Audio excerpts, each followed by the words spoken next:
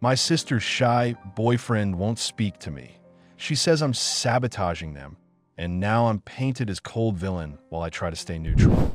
My sister, 27 female, and I, 23 female, are very close but in a weird spot. She's been in a relationship with her boyfriend for about a year, and I've met him a few times, 2 or 3. He's an extremely shy and reserved guy, and it makes me feel distant and indifferent toward him. Not in a bad way, I'm just neutral. I don't adore him, but I don't hate him. My sister has noticed this and says she feels like I'm judging her relationship, and I get why she feels that, and I understand why she wants my validation. But it's hard to form an objective opinion about someone you don't know, especially when they don't open up. The truth is, his timidness is a huge trigger for me. I used to be incredibly shy myself and had to work really hard to overcome it.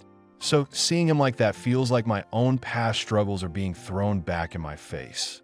The first time I met him, I made an effort to be friendly and said it was nice to meet him. When he didn't return the sentiment, it felt a bit weird, but I suppose he was shy, so I didn't react. That's the version I give people when they ask. The simple outline. What I do not say is how my stomach clenched when he glanced down instead of meeting my eyes, how I felt that old, humiliating heat crawl up my neck like I'd been dropped back in a freshman year, mumbling sorry for existing while some teacher waited for me to speak up. I spent years clawing my way out of that tiny, airless box. I made myself talk to strangers at coffee shops. I forced my way into group projects when my instinct was to hide. I practiced saying stupid little sentences out loud into my phone's voice recorder until the words didn't stick in my throat. So when my sister's boyfriend stood there at the doorway, hands jammed in his hoodie pocket, shoulders hiked, eyes sliding off my face like water off glass, the first thing I felt wasn't dislike. It was fear that the version of me I killed was back and smirking. We met at this cafe near my place. White tile, plants hanging from macrame, baristas with nose rings, and that polite boredom that makes you tip even though they barely look at you. My sister waved, all bright and early, doing that high-energy thing she does when she's nervous. She hugged me first, then stepped back like she was showing off a project. "This is Jamie." He lifted his hand a little. Not a full wave. More like he adjusted the air. He was taller than I expected. Pale. Not bad-looking, just soft around the edges the way people look when they sit at a computer all day. He said, "Hey," swallowed it, and then stared at the chalkboard menu like it had offended him. I stuck out my hand. I'm old-fashioned like that now, on purpose. "Nice to meet you." He blinked at my hand like it had surprised him. He touched it. Not a shake. Fingers quick, a bird landing and bolting. "Yeah." Then silence. The kind that stretches out and shows you your own face. I kept my smile. I do that when I'm uncomfortable. I hold the expression until it becomes a cramp. "So, you found the place okay?" He nodded at the board again. My sister jumped in, filling the space with words like she was caulking a tub. He got a little turned around, but we made it. The GPS tried to send us to that other location across town, the one that closed. Hate when that happens. Anyway, how are you? How's work? Did you ever talk to your boss about the schedule thing? I talked to her. She nodded along, too quickly. Jamie scanned the pastry case like there was a test. We ordered. He stood a little apart while we waited, bouncing on the balls of his feet, checking the exit, looking at his shoes. When we sat down, I tried twice, light topics, no pressure. I asked what he did, and he gave me a job title that sounded like he generated it to get a visa. I asked if he liked it, and he said it's work with a shrug that looked more like a flinch. When I said it was nice to meet him at the end, he nodded, said, "Yep," and adjusted the strap of his bag as if I'd handed him a weight to carry and he needed to move it off his shoulder. I went home telling myself I'd been fine. He's shy. This is fine. Don't make it a thing. That night my sister texted. Well, I stared at the dots on the screen like they would write the text for me. I typed, "He seems quiet. You seemed happy though." Sent. Thought about it. Sent another. "I think I need to meet him a couple more times." Her reply came fast. "You sounded it judgy." Then, "He liked you, but he felt you were like, evaluating." I put my phone down, walked to the sink, turned on the faucet, just to have a sound in the room that wasn't my blood rushing. I typed. I promise. He just didn't say much. He's shy, she sent back. He's working on it. I get it. I wrote, and I meant it more than she knew. But context doesn't live in a text bubble. It just sits there like a verdict. A week later, she called me while walking home, phone wind scraping in my ear. You could try a little harder. With what? I asked. I tried to keep my voice even, and I heard the edge anyway. Jamie feels like you think he's beneath you. She said the last two words like they burned her tongue. Jesus, I said too loud. What? I barely know him. I know, but it's like you're neutral on purpose. Her steps got faster. It makes me feel like you're waiting to say, I told you so when it fails. Like you're protective in a way that she stopped walking. Just say you don't like him. I don't dislike him, I said. And then, because the truth always shows up late and drunk, he triggers me. Silence. The wind softened. Ow! You know how I used to be. I hated him. I swallowed.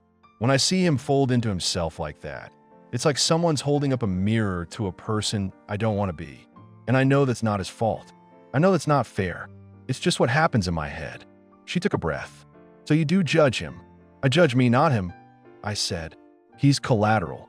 Great, she said. So you're neutral because he reminds you of you. That's not. I started then stopped. I'm trying. I really am. Try harder, she said, and the line clicked dead. The second time I met him was at her birthday dinner, a big table crammed with friends, half of whom were already tipsy and high on the idea of being adults with money. They'd reserved a table under fake plants that looked like they'd been spray painted by someone who hates plants. Jamie sat at the end, next to my sister, back to the wall, scanning the room every time the door opened like he owed someone money. It wasn't awful. That's important to say. He laughed once, a Real laugh, when one of M's friends did this terrible impression of their old boss. His laugh startled me because his face completely changed. You could see who he might be around people who make him feel like the ground isn't going to drop out. I tried to build on it. I asked him what he did for fun. Actual fun, not that adult list of hiking and reading people give when they're pretending to be well-rounded. He said he liked older video games, the ones that run on those handhelds you mod yourself. I told him our cousin used to do that with Game Boys. He nodded and said, cool, which could have been the end of it, but then he added, most people don't care about that stuff. I said, I didn't say I care, I said I know a guy, and he blinked like I'd hit him with a water balloon. My sister shot me a look. Everyone else talked over us. Later, when Kate came and they sang, he stared at the candle like it was a bomb. He blew it out with her, but he looked around first like he needed permission. When the bill arrived, he reached for his wallet, paused, looked at her, and she shook her head almost imperceptibly. It wasn't a big thing. It was a little flick, but it lived in my chest like a thorn. We walked out into that awful orange streetlight, and she squeezed my arm. Come to our place, quick drink. I can't, I said. Early morning. It was half true. The other half was I didn't want to spend another hour auditioning niceness. On the way home, she texted me a selfie from the Uber, her big smile, his eyebrow raised. He thinks your I know a guy line was funny, she wrote. I sent back a heart. She sent. He was nervous. You were intense. When she says intense, what she means is I look at people's faces while they talk, and I don't fill quiet with noise. It took me years to learn that. Intense used to be my goal. It meant I wasn't disappearing. Now it's a word that makes me fold in on myself, too. After that, we fell into this pattern. She'd call me and tell me about them. But what she told me was always the bad footage. The cut scenes where you can't skip. It was never we went to the park and he made a dumb joke that made me snort water, or we watched a movie and he cried in the good way. It was we argued about him not wanting to meet my dad yet. We fought because he shut down when I asked about his ex. We had a weird weekend because he froze at my friend's party and then drank too much wine. It was always a knot she wanted me to untie when I hadn't seen the rope. I tried to listen, to be the sister who just absorbs, says that sounds hard, and doesn't turn the conversation into a referendum. But listening to only the problems is like eating only salt. Your body gets tricked. I started to associate his name with a bad taste. I started to resent him by extension, which felt unfair even as it settled in like a stain. I could feel myself getting ready to do that big sister in a younger body thing, where I swoop in with an opinion like it's a weapon. I hate that in other people. I hate it in me. But then she started calling less. And when we saw each other, she didn't bring him up at all, which was just its own kind of noise. One afternoon, outside a grocery store with a cart that had a wheel that screamed, I asked her why. "You don't talk about Jamie anymore." She looked over my shoulder like maybe he'd appear and shout surprise. "You don't like him," she said, shrugging like that softened it. "I don't know him," I said. "Those aren't the same thing." "But you act like it's the same thing," she said. "It's like you're holding out." "For what?" She put a hand on the cart handle and pushed it forward an inch, backward an inch. "For it to fail." "That's not fair," I said. "You only ever tell me about the fights." "Because you said you wanted honesty," she snapped. "You literally said, 'Don't sugarcoat shit with me.'" "I did," I said, "and I meant it." I felt heat crawl up my neck again. "But if you only pour me the sour parts, don't get mad when I make a face." She exhaled, big and theatrical. "I need you to be on my side." "I am on your side," I said, and then I made a mistake. I added, "But sometimes it sounds like you're taking care of him more than you're dating him." That sentence landed like dropping a fork in a quiet restaurant. She blinked. Twice. "Wow," she said. "Okay. I'm not trying to be mean," I said quickly. "It's just you slide into that role. The mom role. You know you do. You did it with me." She laughed, not nice. "Because you needed it." "I did," I said. "Back then. I don't now." My heart thudded. I tried to steer away and failed. "I'm afraid you're taking on something that isn't yours. That's all. I'm not in this relationship. I don't know him well enough to say anything, really. He's probably a good person. He probably makes you very happy. I'm just saying what I see, and I only see what you show me." She stood there with her mouth open a little. The cart wheel squealed. She looked like she'd been slapped by a ghost. "That makes me feel like shit," she said. "It makes me question myself. Like I'm doing something wrong by loving him." "That's not what I meant," I said, hearing how useless that was even while I said it. "I'm saying what I'm afraid of. That's not the same as telling you not to be with him." "I hate that you think you see patterns," she said, voice thin. "I hate that you talk like you're outside of it all, smarter than it. You're not smarter than my life." I bit my tongue until I tasted metal. "I didn't say I was." "You say it with your face," she snapped, and then she shook her head like she was resetting. "You know what? Forget it. We didn't fight exactly. We just stopped the conversation in the middle and let it die in the aisle with the cereals." The third time I saw him was at our mom's place for Sunday lunch. That's the only time he's been around my mom, and my mom did that thing where she tries too hard to lubricate the social machine. She asked him about his work in a way that requires a full TED Talk. He gave her 3 words and a shrug. She laughed too loud to cover it and told a story about our cat that didn't have a point and then made it have a point by forcing it to be about bravery. I watched her mother him, and I watched my sister mother him with a salad bowl between them like an altar. I tried to be better that day. I did. I sat next to him on the couch and asked about those handhelds he mods, and he actually perked up. He told me about a screen you can install that makes old games look like you remember them, not like they actually look. That phrase stuck with me. Like you remember them, not like they actually look, because isn't that everything? He talked for a minute, and I felt my shoulders drop. There he was. It was the most I'd heard him say. I asked him if he had any pictures. He said, "Not on me," which made me want to laugh because I could see his phone literally in his hand. But I didn't push. I said, "Cool." We sat. When he left, he did say, "Thanks for lunch," to my mom, very clear, and "nice to see you," to me, which technically wasn't nice to meet you, but fine progress. He didn't hug. I don't care about that.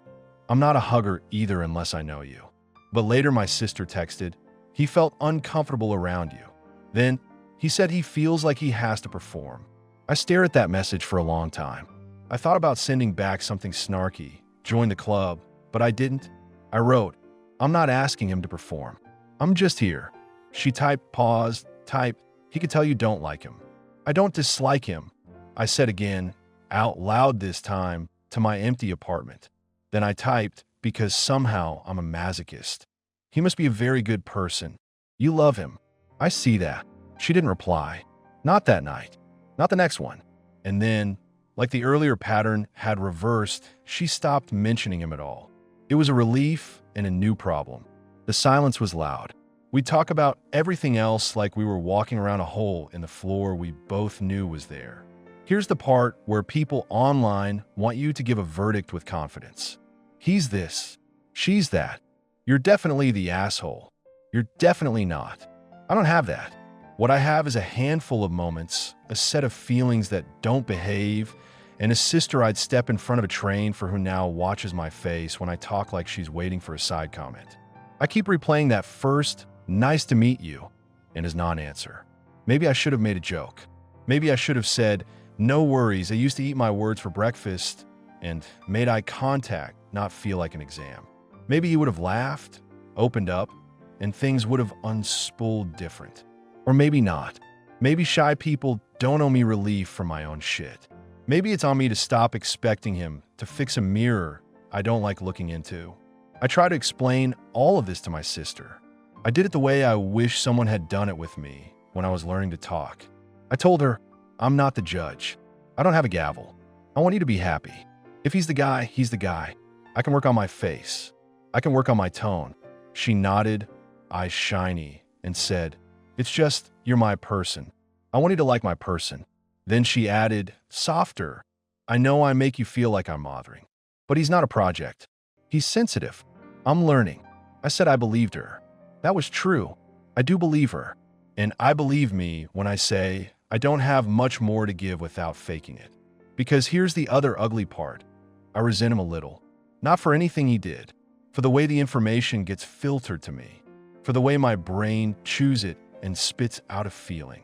If all I get are the scenes where he shuts down, the nights they argue, the mornings he tiptoes around a topic, then my map of him is just a cluster of red pins that say bad. And then when I see them and they look soft together, I feel like I've been lied to by omission, even though I literally asked her not to sugarcoat. It's bullshit. I built the trap I'm caught in. We argued once more, quick, sharp, like two dogs snapping and then pretending they didn't. She called and gave me a rundown of a fight they'd had about moving in. He wanted more time. She wanted a plan. I said, "Sounds like he wants the benefits without the commitment." She said, "Fuck you." I said, "Sorry," immediately because I'd gone for blood without thinking. She cried, quiet and furious. "Why do you say things like that? You know how much it cost me to be vulnerable with you." I sat on the floor and pressed my forehead to my knee. "I don't know," I said. "I think I'm trying to protect you and accidentally stabbing you." She said, "That's a poetic way to justify being mean." Click. It's been 2 months since then. We still talk. We still send each other dumb videos. She still asks what she should wear to her coworker's thing. I still go to her place, and we lie on her rug and stare at the ceiling and talk about our mom like we're on a podcast no one will want to listen to. But she doesn't bring him up, and I don't ask, and this is the weird spot. We're close, and there's a person sitting on the couch in the other room that I pretend isn't there. Sometimes I imagine what he's thinking about me. Maybe he thinks I'm a snob. Maybe he thinks I'm mean. Maybe he thinks I'm one more person who made him feel like a wrong answer. That makes me want to crawl out of my skin, because I know exactly what that feels like, and it's the last thing I want to do to anyone. Other times I imagine he doesn't think of me at all, which is worse in its own vanilla way, because then I'm just manufacturing drama on a stage he's not even looking at. If he asks me what I want from him, I tell him small things. A sentence back when I say, "Nice to meet you." A question tossed my way that isn't a test. A story about his day where I can see a corner of his brain. Something to build on. I don't need a performance. I don't want a monologue. I want enough data to stop my fear from filling the blanks with old ghosts. If she asked me what I want from her, I'd say balance. If you want me to root for him, hand me the clips where he shows up, too. Don't only give me the worst, then accuse me of making a worst-case person out of him. And if you want me to swallow my triggers, tell me when I'm rolling my eyes with my mouth closed so I can actually stop. I keep turning this around in my hands like a stone. Am I the asshole for not being closer to him? For staying neutral when my sister wants me to choose a team? For letting my own history fog the glass? Neutral felt like the responsible choice, the grown-up one. Don't endorse. Don't condemn. Just stand. But she hears my neutral as a no. He feels my neutral as a spotlight. And I feel my neutral as a tightrope. I keep slipping off while pretending I'm not. I don't know how to finish this in a satisfying way because we're still in it. I don't have a glowy redemption arc where we bonded over an old Nintendo and now he cracks jokes and calls me sis. I don't have a blow up where I told him off and flamed out of my sister's life. I have the everyday, which is worse for story and better for real life. I have the 3 times I've seen him and 1,000 times I've pictured seeing him and being the exact wrong kind of intense. I have the feeling that I've done my part because I try to communicate and be kind and manage my face, and the other feeling that I haven't done enough because I didn't sprint across a bridge he was never going to cross. He's uncomfortable around me. She told me that once, soft as a bruise. It confirmed what I already felt, and it made me mad in that way that makes you talk carefully so you don't sound mad. If I'm a trigger for him and he's a trigger for me, then what? Do we just stand at opposite ends of the person we both love and wave? Do we make an appointment to be human around each other? Do we shrug and say this is how it is and let neutrality calcify into distance? I keep hearing my own voice telling her, I'm not in the relationship and I don't know him well enough. It was supposed to be humble. It might have been a cop-out, because if I wanted to know him, I could try harder. I could push past the awkwardness and risk being annoying. I could call him directly, which makes me want to scream into a pillow. I could invite them both and set up something low stakes. A movie, a walk, a stupid craft night where nobody has to make eye contact to be together. But then I spin out. If I do that, am I meddling? If I don't, am I bailing? If I wait, am I punishing? If I pretend this is fine, am I lying? Sometimes I imagine writing a message to him. Not a big one. Just, hey, I know I come off intense. I used to be very shy. I worked hard to get out of it. Sometimes seeing someone quiet makes me weird because I don't know if they're quiet because they're unhappy or because they're just quiet. I don't need you to be someone else. I'm not testing you. I'm trying to not be weird. That's all. Then I picture my sister reading it over his shoulder and feeling betrayed that I went around her. Then I picture him reading it and feeling seen and hating that I saw him. So I don't send it. I add it to the pile of things I don't say. There's one more piece I keep not writing because it makes me sound like an asshole. When I said to my sister that she sometimes takes a mothering role, I wasn't only talking about him. I was talking about us. She knew me when I was small. She was old enough to tie my shoes and correct my grammar while our mom worked nights and our dad lived in his car between girlfriends. She likes being the person who knows what to do. She's good at it. And I, for a long time, was the person you needed to coax out like a cat from under a bed. Her loving me looked like speaking for me sometimes. It kept me safe. It also built a groove. Now when I watch her with him, I see her trying to love him in a language that made sense for me and doesn't for him. And when I say that out loud, I sound like I'm calling her a nag. I'm not. I'm saying she's good, too good, at filling silence. And sometimes you need to let silence grow teeth and bite you a little before you learn how to sit with it. That's not a tidy insight. It's not actionable. It doesn't change the next dinner where he'll look at his hands and I'll look at my water glass and my sister will look at both of us like a tennis match. It just makes me softer when I think about it, and maybe that's worth something. So here I am, posting to strangers because anonymity is the only place I feel both brave and not dangerous. I've tried to communicate and make an effort, but it's hard to keep trying in a way that doesn't feel fake or hostile or both. I can hold my tongue. I can stop weaponizing my worry against my sister. I can remind myself that other people's shyness isn't my enemy. I can give him space without turning space into exile. But I don't know how to conjure closeness from a person who doesn't want to be close to me and whose very not closeness lights up every alarm in my house. If you want a verdict, here's the closest I can get. I might be the asshole in the way a person is an asshole for being human with sharp corners. I might not be the asshole in the way a person isn't obligated to bond with their sibling's partner on a deadline. I am definitely the sister who doesn't want to hurt her favorite person and keeps finding new, creative ways to do it anyway.